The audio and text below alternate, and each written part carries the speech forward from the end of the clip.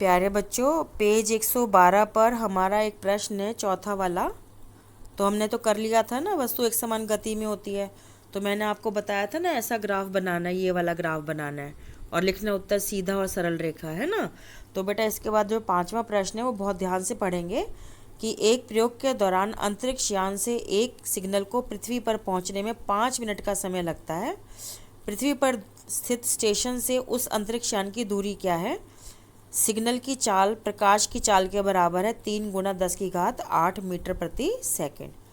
तो बेटा जब चाल हमारे को मीटर प्रति सेकंड में दे रखी है, तो जो 5 मिनट का समय है उसको हमने सेकंड में बदलना होगा। मतलब एक तो समय दे रखा है और चाल दे रखी है, हमें दूरी निकालनी है।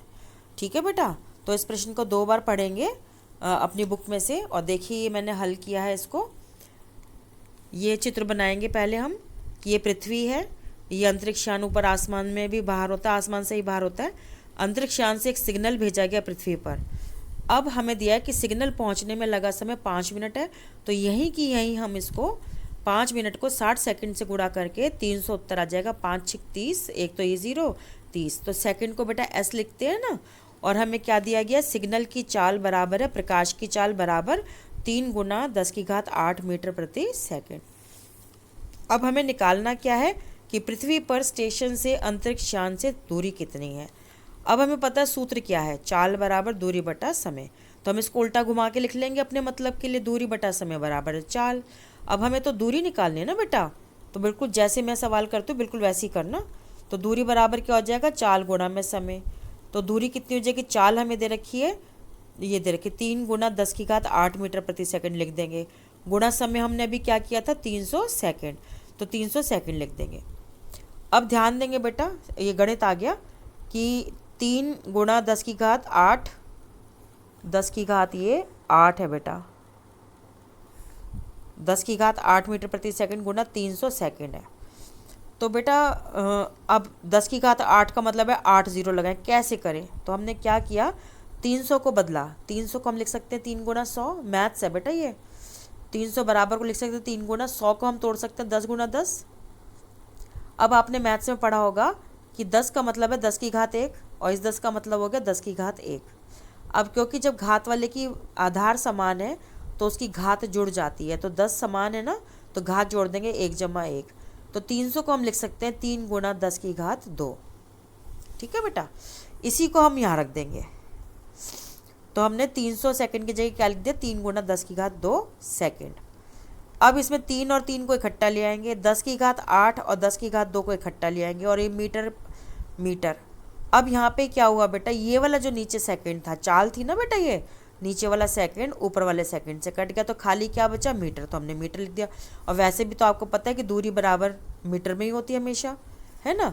तो बेटा इसको हर स्टेप पे ये लिखना ज़रूरी है। ऐसे मैंने आपको समझाने के लिए छोड़ा हुआ है। हर बार जितनी बार हम कैलकुलेशन करेंगे तो जो हम निकाल रहे हैं बराबर से पहले वो लिखना बहुत ज़रूरी है।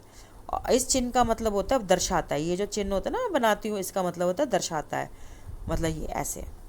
ठीक है बेटा, हर बार लिखना है, इससे कभी गलती नहीं होती, और ये तरीका भी होता है दूरी बरा। तो बेटा कैसे हुआ कि ये 3 और 3 जोड़ा था, 3 × 3 = 9 हो गया, 10⁸ और 10⁸ जैसा मैंने यहाँ पे समझाया था कि जब आधार समान होता है तो घात जोड़ जाती है। तो आधार समान है 10, तो घात जोड़ जाएगी 8 + 2 10। तो हमारी दूरी कितनी होगी? 9 × 10⁻10 मीटर। हम सीधा उत्तर लिख देंगे, स्टेशन की यान से दूरी है 9 × 10⁻10 मीटर। ठीक है बेटा, इन सबको प्रश्नों को करना और ध्यान से करना, मैं फ़ोटो भी खींच के भेज दूँगी। ठीक है, अब अगर हम इसमें आगे चलते हैं तो हमारा इसमें एक 8.2 नाम का एक उदाहरण आता है, तो इसको भी हम कर लेते हैं। यात्रा शुरू होते समय कार का ओडोमीटर 2000 किलोमीटर प्रदर्शित करता है। तो ओडोमीटर मैंने बताया था ना, दूरी तय करना बताता है, और यात्रा समाप्ति पर 2400 किलोमीटर प्रदर्शित करता है।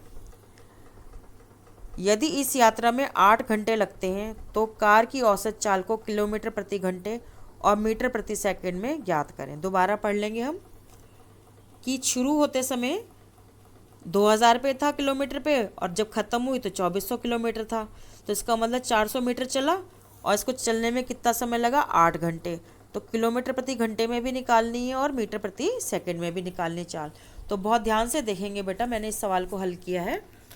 हमने लिखा है कि उदाहरण 8.2 बेटा, ओडोमीटर की रीडिंग आरंभ में क्या थी 2000 किलोमीटर और अंत में कितनी थी 2400 किलोमीटर। तो कुल तय दूरी कितनी हो गई 2400 घटा में 2400 किलोमीटर। यात्रा में लगा समय था 8 घंटे। ठीक है बेटा, तो चाल बतानी हमें मीटर प्रति सेकंड और किलोमीटर प्रति घंटे में। तो हम सबसे पहले क्या लिखेंगे, चाल बराबर होता है तय दूरी बटा में लिया गया समय।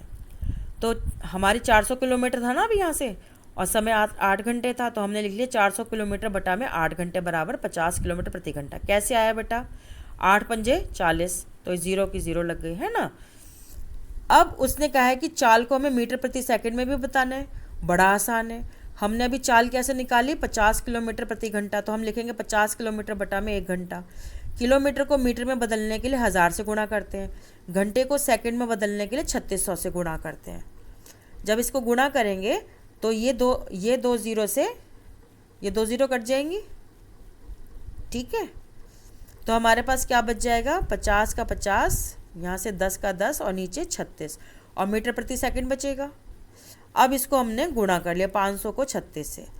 अब इसको दो तरीके करने के, या तो आप 500 को भाग कर लो 36 से, नहीं तो आप इसकी काटापीटी कर लो। कैसे करोगे काटापीटी 500 की 36 से, तो ये दो से कट जाएगा। जैसे मैं काटती हूँ, देखो काटना देखेंगे, 2 एकम 2, 2 अट्ठे 16, इसको काटेंगे 2 दूनी 4, 2 पंजे 10, 0, फिर 2 से कट जाएगा, 2 नीम 18, 2 एकम 2, 2 दूनी 4, 2 पंजे 10, तो 125 बटा 9 आ गया। 125 को 9 से भाग कर लो, तो मीटर प्रति सेकंड में चाल कितनी आ जाएगी 13.9। तो ये करना बेटा, ये हमारी आ जाएगी ना, बराबर कितना आ जाएगा 125 बटा में 9 मीटर बटा में सेकंड। तो 125 को 9 से भाग करोगी तो 13.9 मीटर प्रति सेकंड आएगा। अब इसका उत्तर लिख देंगे हम कि चाल बराबर है 50 किलोमीटर प्रति घंटा या 13.9 मीटर प्रति सेकंड। ठीक है बेटा।